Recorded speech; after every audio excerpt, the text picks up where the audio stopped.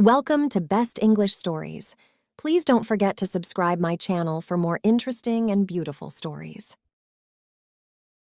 My name is Dr. Frederick Travis. I am a doctor at the London hospital.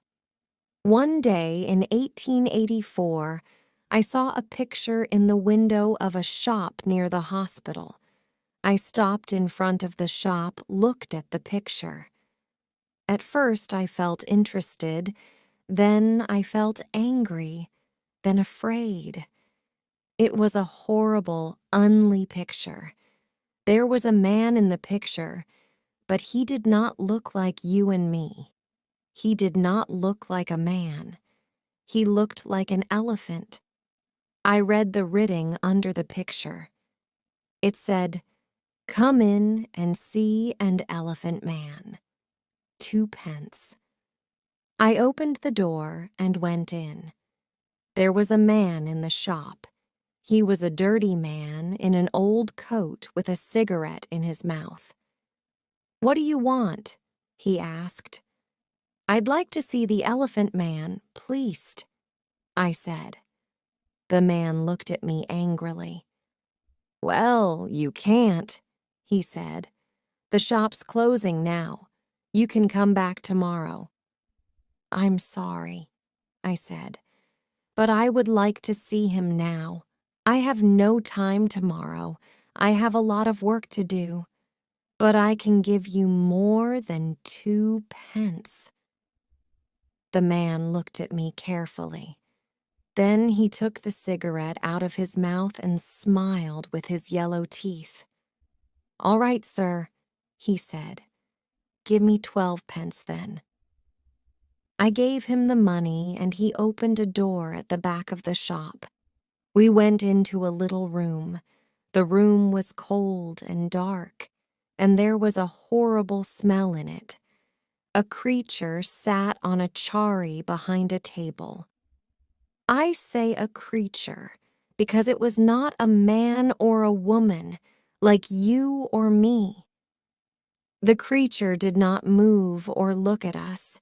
It sat very quietly on the chair in the cold, dark, dirty room and looked at the table. The creature had a cloth over its head because of the cold.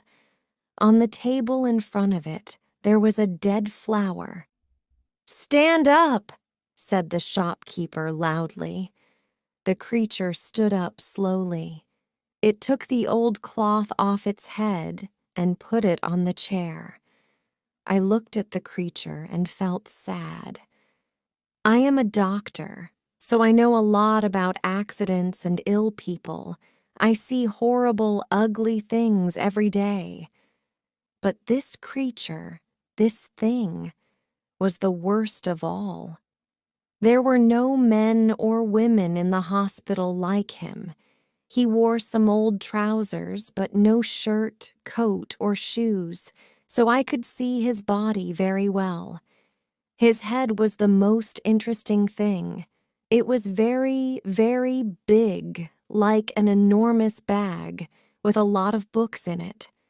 The head did not have much hair, and there was another bag of brown, dirty skin at the back of it. This skin came down below his neck. I could not see one of his eyes very well, because a lot of skin came down in front of his face, too.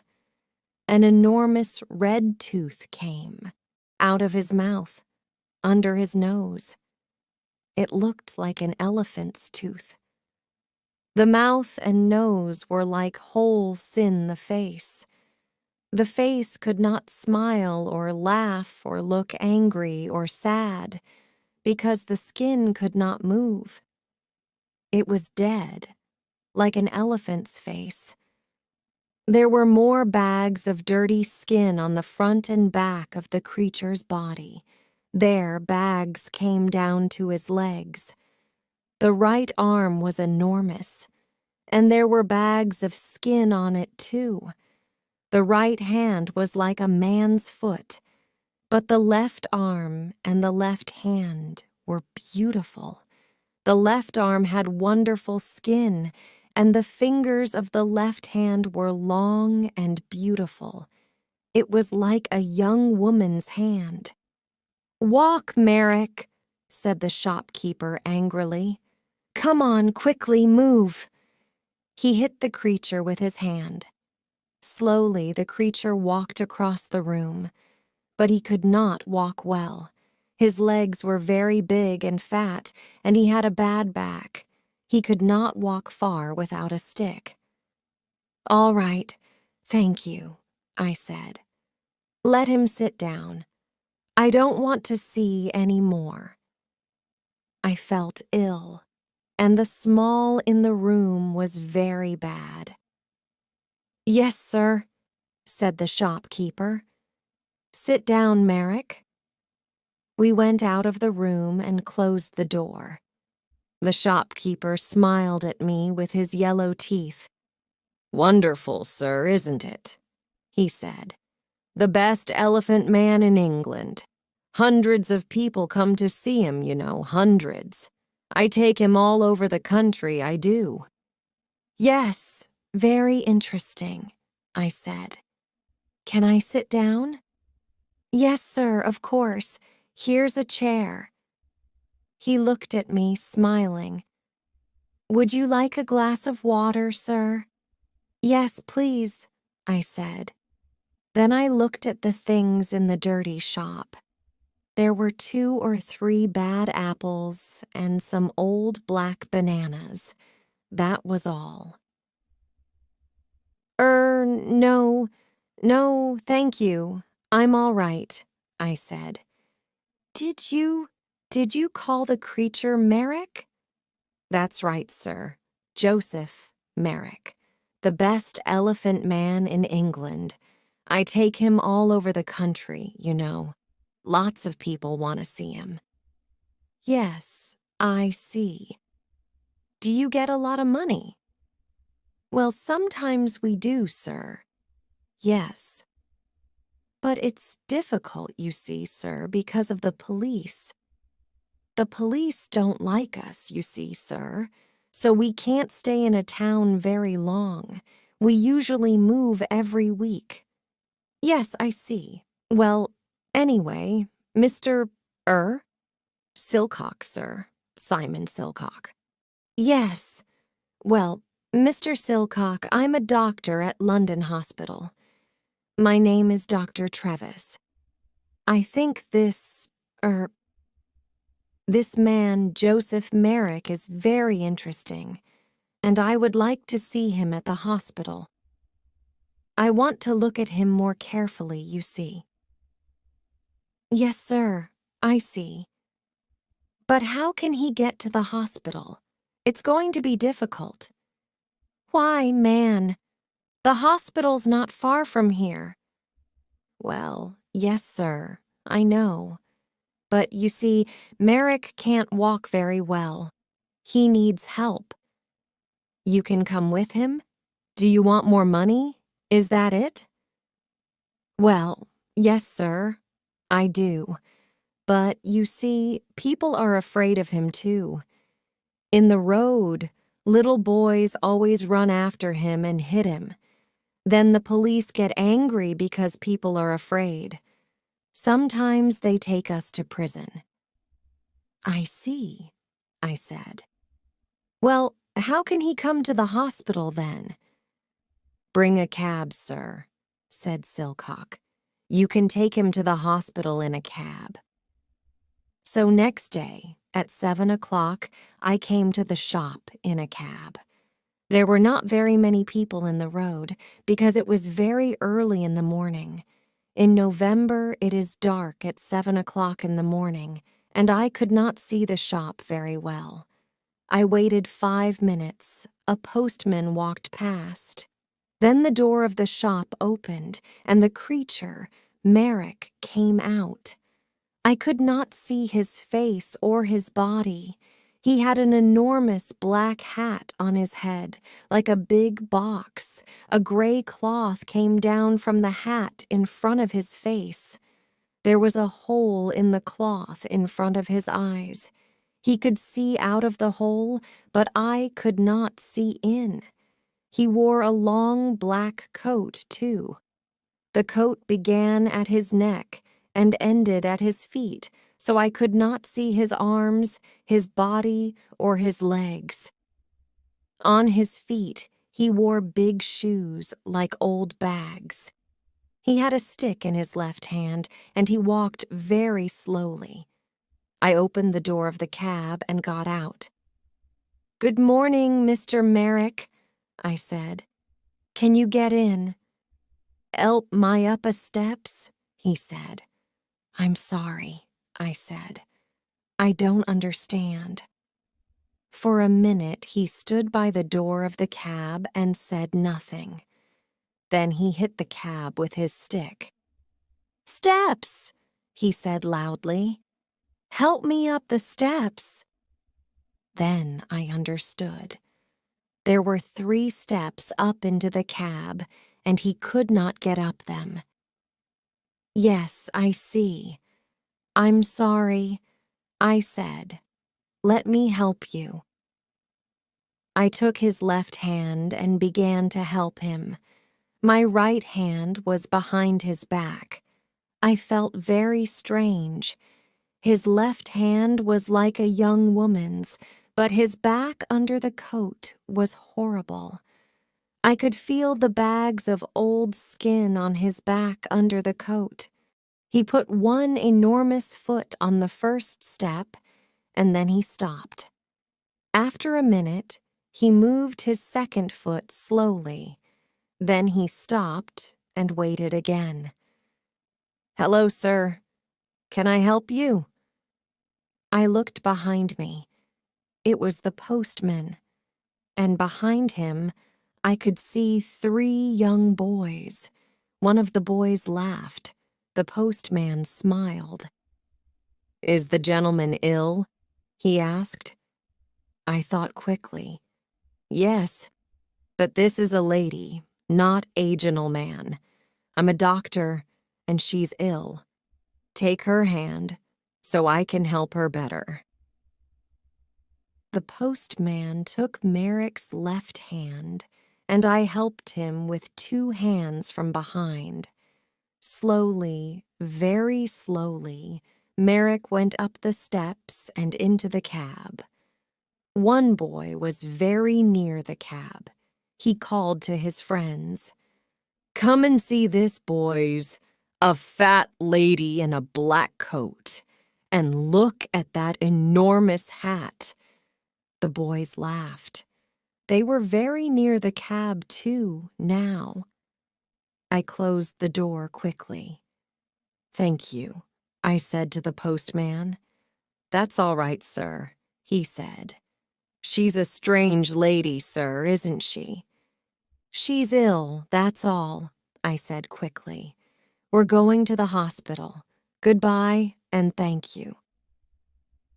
The cab drove down the road to the hospital. I locked at Merrick. "That was difficult, wasn't it?" I said.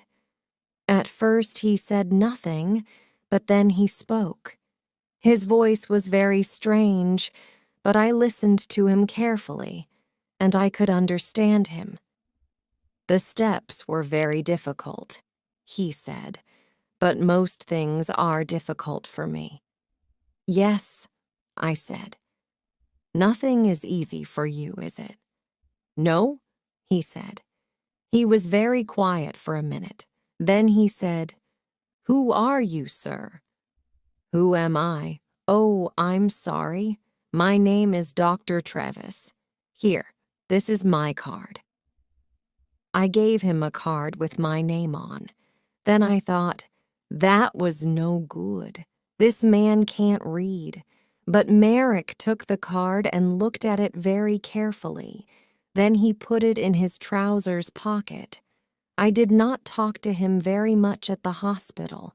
I looked at his head and arms and legs and body very carefully.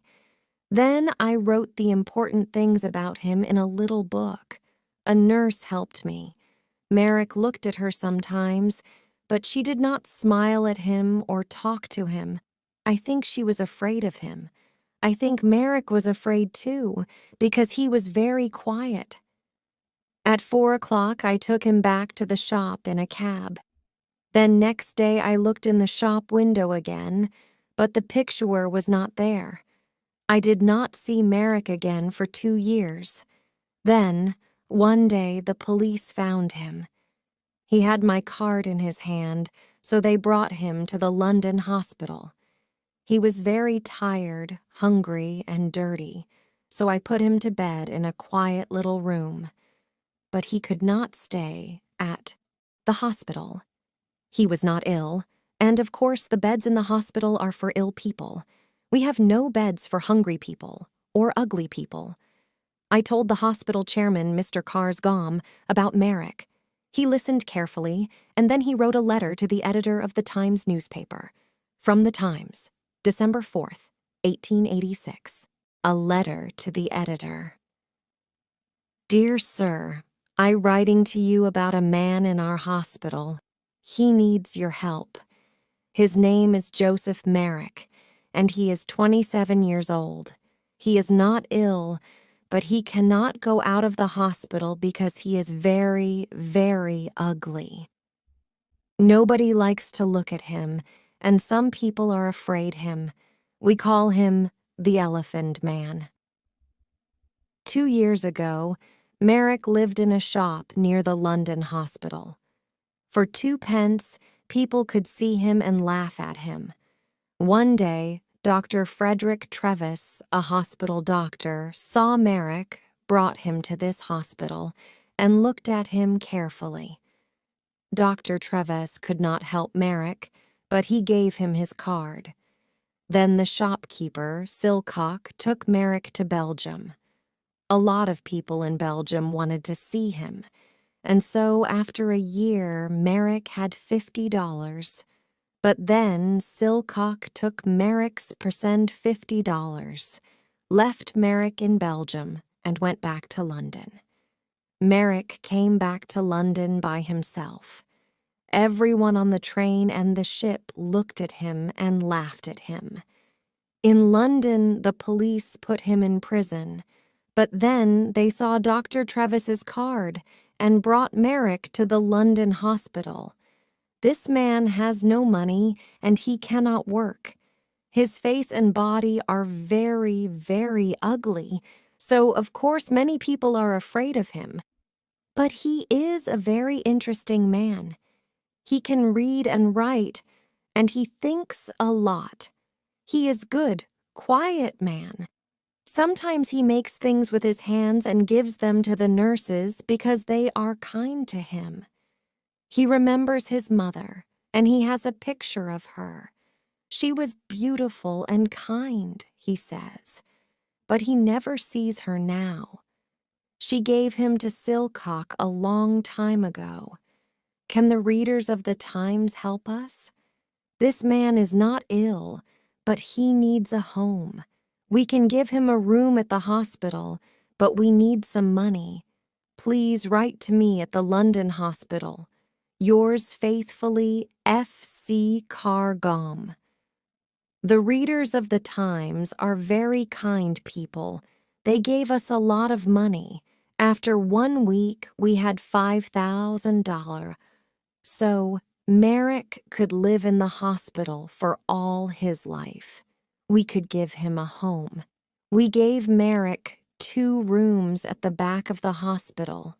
One room was a bathroom, so he could have a bath every day. Soon his skin was much better, and there was no horrible smell. The second room had a bed, table, and chairs. I visited him every dia and talked to him. Helived reading and talking about books.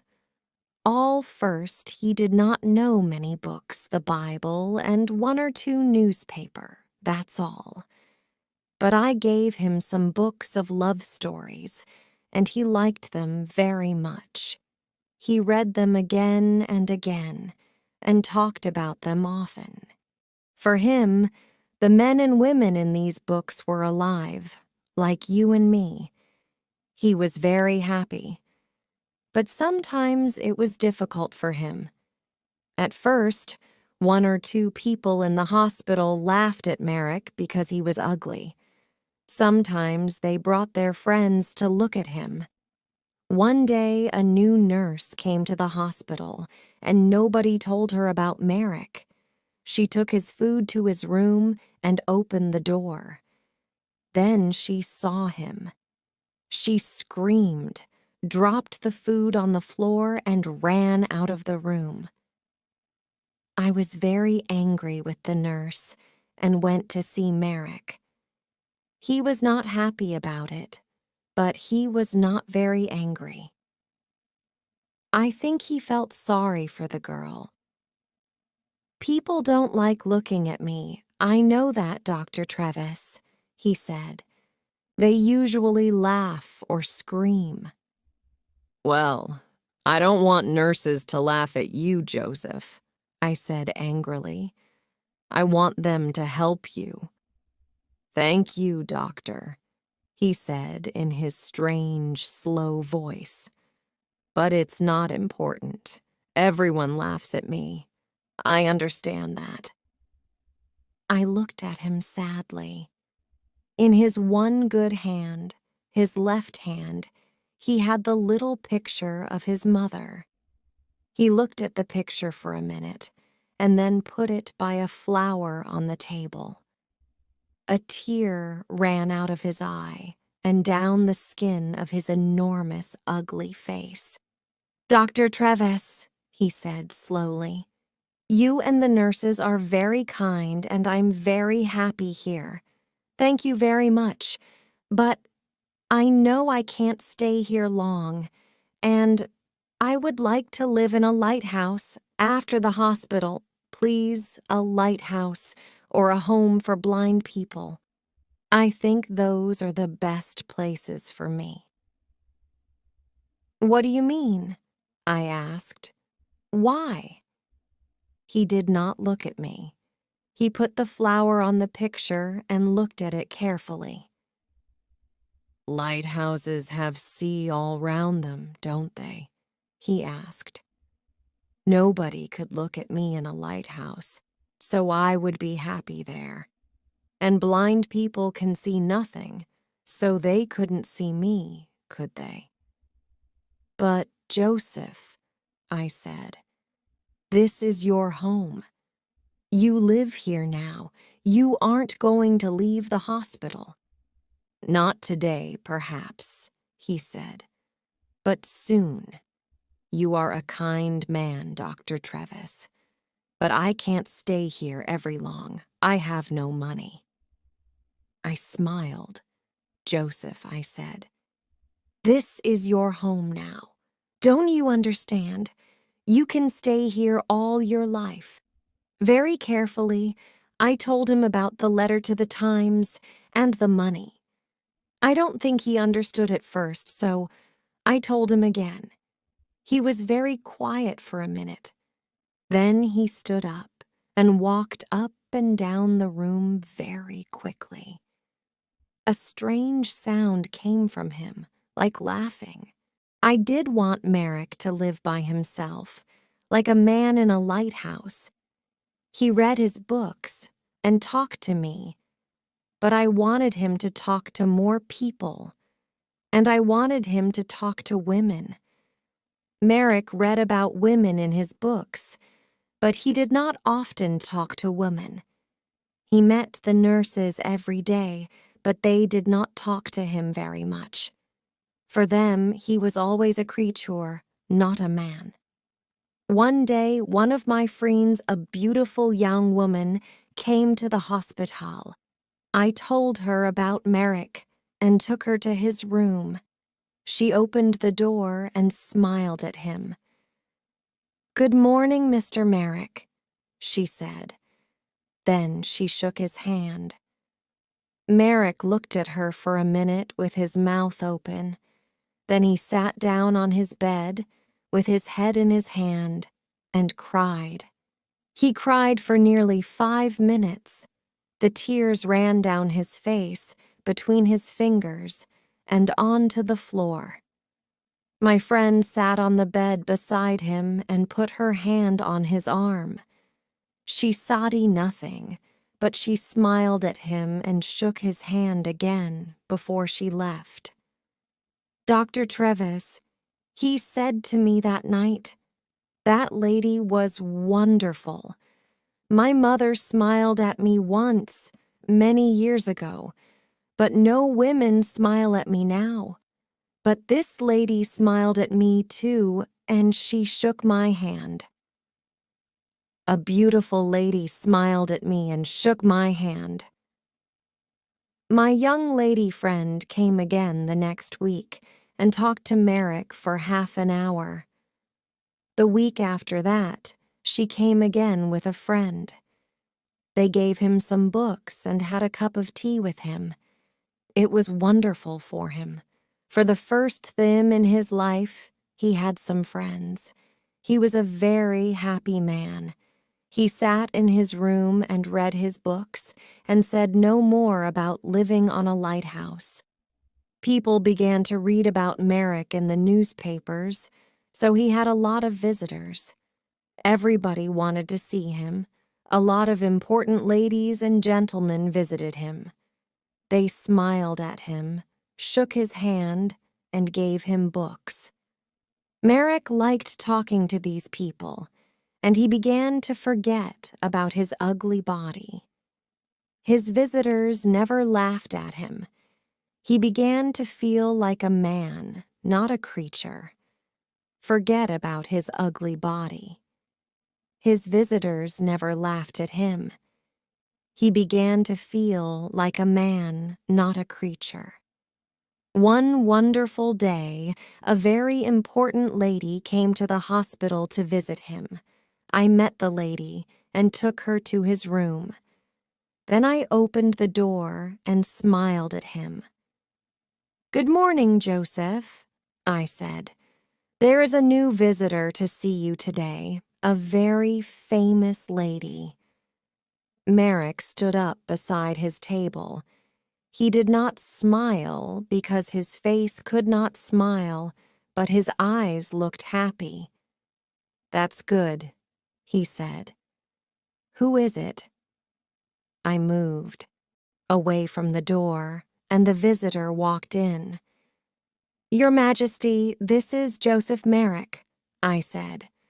"Joseph, this is Her Majesty, Queen Alexandra, the Queen of England." Queen Alexandra smiled at him. "How do you do, Mr. Merrick?" she said. "I'm very pleased to meet you." Then she shook his hand. Merrick did not move. For nearly half a minute he stood and looked at her with his mouth open. Then he spoke, in his strange, slow voice. How do you do, Your Majesty?" he said. But I don't think the Queen understood him, because he tried to get down on his knees at the same time. It was very difficult for him, because of his enormous legs. "No, please, Mr. Merrick, do get up," said the Queen. "I would like to talk to you. Can we sit at your table?" Yes, of course," he said. They sat at the table. She took his left hand, the good hand, in hers. She looked at the hand carefully and then smiled at Merrick again. "I often read about in the newspapers," she said. "You are a very interesting man, Mr. Merrick. You have a very difficult life, but people say you're happy. Is it true? Are you happy now?"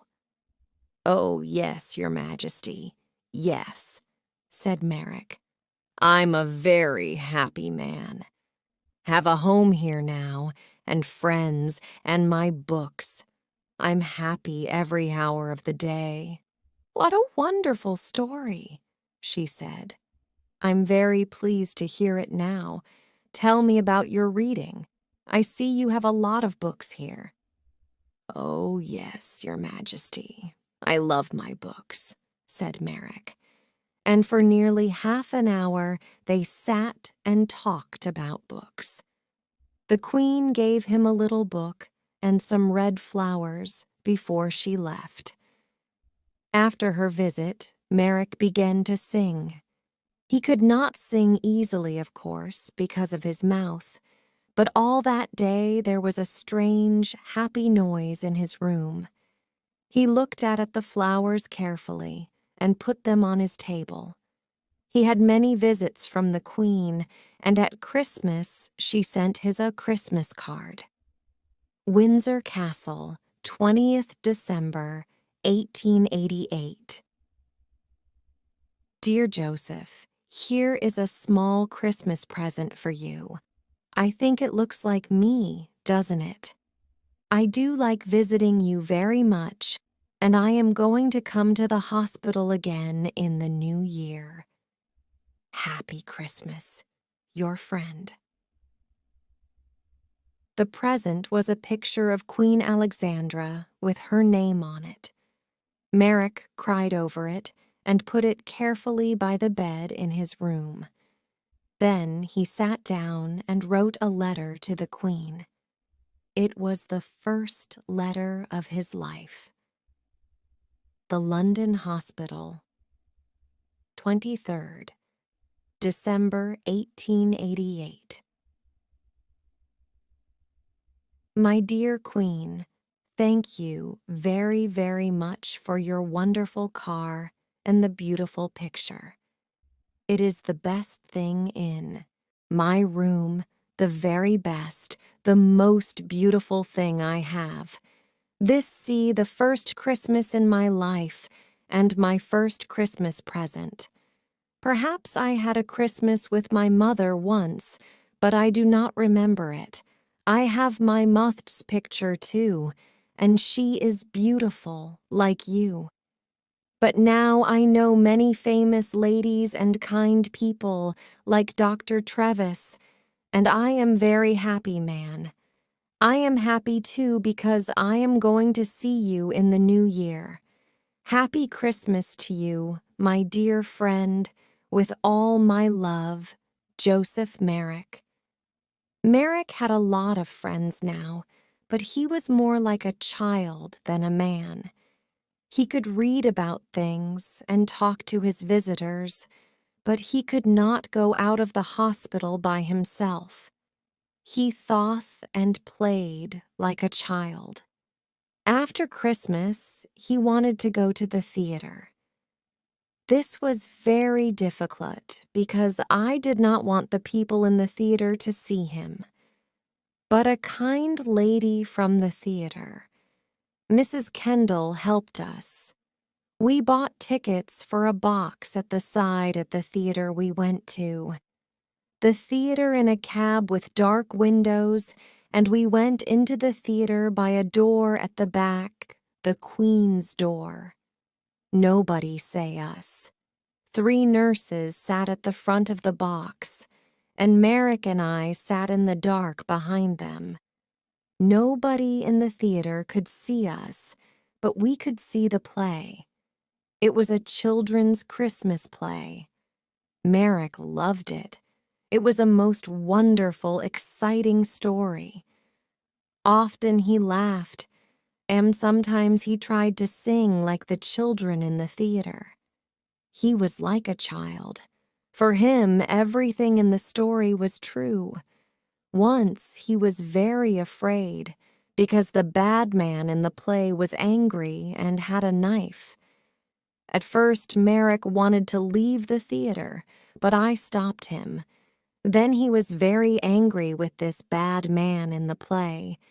He hit his hand on his chair and stood up and talked to the man, but nobody heard him. When 42 the bad man went to prison, Merrick laughed. Merrick thought the beautiful young lady in the play was wonderful. He wanted to talk to her, too. At the end of the play, he was very happy because she married a good young man. He remembered this play for a long time, and he talked a lot about the people in it. "What do you think they did after we left?" he asked me. "Where do the young lady and the young man live? What are they doing now?" "I don't know," I said. "Perhaps they live in the country." Merrick thought about this for a long time. Then he said, "Dr. Treves, can I go to the country, please? I saw the country once from a train, but I never went there. I often read about it in books. It's very beautiful, isn't it? I would like to see it." The visit to the theater was difficult, but a visit to the country was more difficult. But again, one of his new friends helped us. She had a small house in the country, and Merrick could stay in it for the summer, she said. I took Merrick to the country in a train with dark windows so nobody could see him. Then we went in a cab to the country house. There were a lot of trees near the house, but no people lived near it. A country man brought food to the house every day, but no people came near it.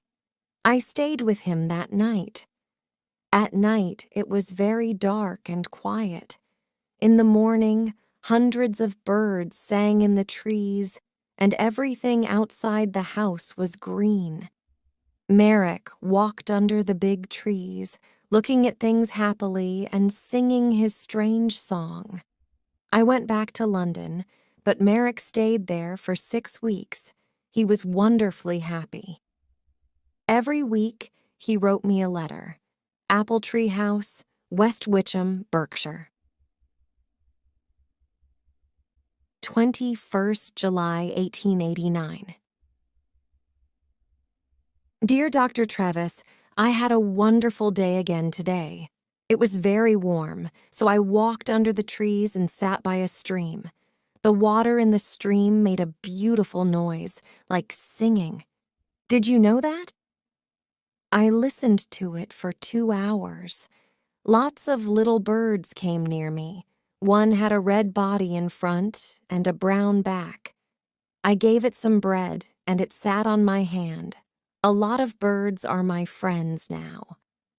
I watched the fish in the stream, too. They were very exciting because they move very fast. One morning they were there, and then next minute I couldn't see them. But I waited quietly, and they always came back. I put my hand in the water, but I couldn't touch them. I met a big dog yesterday. It made a very loud noise, but I was not afraid. I sat down quietly and looked it, and it came and smelt my hand. I saw it again today and gave it some bread. It likes me now. I am going to put some flowers from the country in this letter. There are hundreds of flowers here.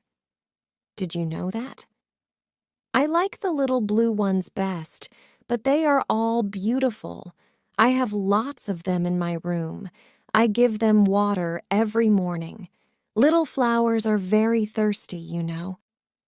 I am very happy here, Doctor, but I want to see you again soon, too. With love from your friend, Joseph Merrick. At the end of the summer, he came back to London. He was very well, and his skin looked much better. He talked about the country a lot, but he was happy to see his friends and his books again, too. 6 months later, in April 1890, I found him dead in bed. He was on his back in bed, so at first I thought he was asleep. I talked to him, but he did not move. Then I saw that the skin on his face was blue, so I knew he was dead. He could only sleep with his arms around his legs and his head on his knees. He did not usually sleep on his back. His enormous head was very heavy, so he usually sat up in bed with his arms round his legs and his head on his knees. He could sleep well like this, but he wanted to sleep on his back, like you and me. He tried to sleep on his back that night, but his heavy head came off the bed and he broke his neck. He died very quickly. Next day, the chairman of the London hospital, Mr. Carr Gom, wrote to the editor of the Times again. I found him dead in bed. The Times, April 16th, 1890. Dear Sir, 3.5 years ago, I wrote to you about a man called Joseph Merrick. This man was called the Elephant Man because he was born with a very ugly body. Merrick was not ill, but he could not work, and he had no money.